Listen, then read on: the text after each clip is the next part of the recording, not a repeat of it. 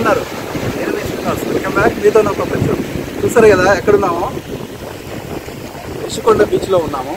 So atmosphere అయితే చాలా బాగుంటుంది. నేడు మనం విశాఖపట్నంలోని అందమైన రిషికొండ బీచ్లో ఉన్నామండి. సముద్ర తీర ప్రేమికులకు ఇది ఒక ప్రత్యేకమైన గమ్యం. చూద్దాం ఈ బీచ్ అందచందాలని.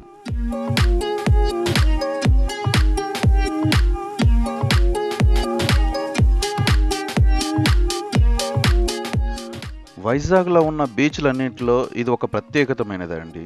అదేంటో తెలుసా? ఈ రిషికొండ బీచ్ అనేది స్మెల్ ఉండదు.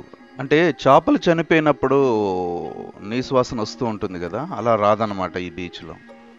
మిగతా బీచ్లలో కొంచెం వేరే రాగా స్మెల్ ఉండేది, కానీ దీంట్లో మాత్రం అలా కనిపించదు.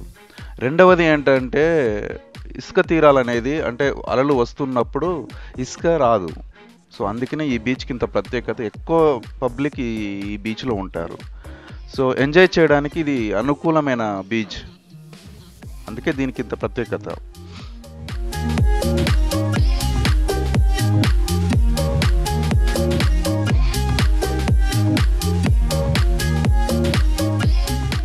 ఇది విశాఖపట్నానికి 8 కిలోమీటర్ల దూరంలో ఉంటుందండి. కానీ సువిశాలమైన బంగారు ఇసుక తీరాలు, ఆకాశానికి తాకే తరంగాలు, చుట్టూ ప్రకృతి అందాలతో ఇది నిజంగా ఒక అద్భుతమైన ప్రదేశం అండి.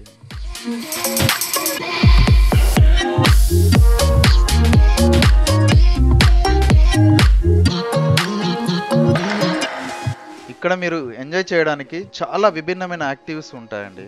ప్రత్యేకంగా సర్ఫింగ్, జెట్ స్కైయింగ్, బోటింగ్, ఇంకా ఎన్నో వాటర్ స్పోర్ట్స్ ఇక్కడ అందుబాటులో ఉంటాయి. మీరు ఒక అడ్వెంచర్ లవర్ అయితే ఇది మిస్ అవ్వకండి, తప్పనిసరిగా వెళ్ళి చూడండి. చూడడమే కాదు, అడ్వెంచర్స్ చేస్తూ ఉండాలండి.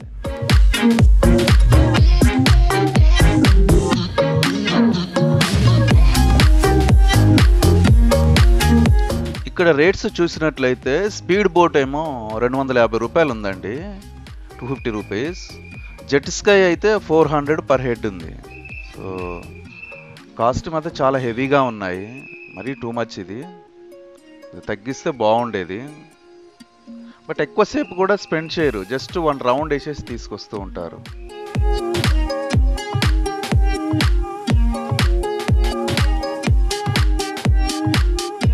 రిషికొండ బీచ్ సందర్శించడానికి ఉత్తమమైన సమయం ఏంటంటే అక్టోబర్ నుంచి మార్చి వరకు.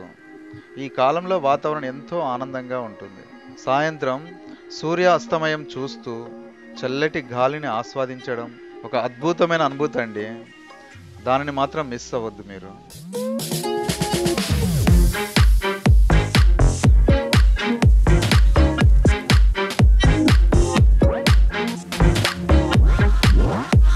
అయితే ఇక్కడికి దగ్గరలోని మరో విశేష ప్రదేశం కైలాసగిరి ఉంటుందండి. ఇక్కడ నుండి సముద్రాన్ని చూడటం ఒక అద్వితీయమైన అనుభూతి.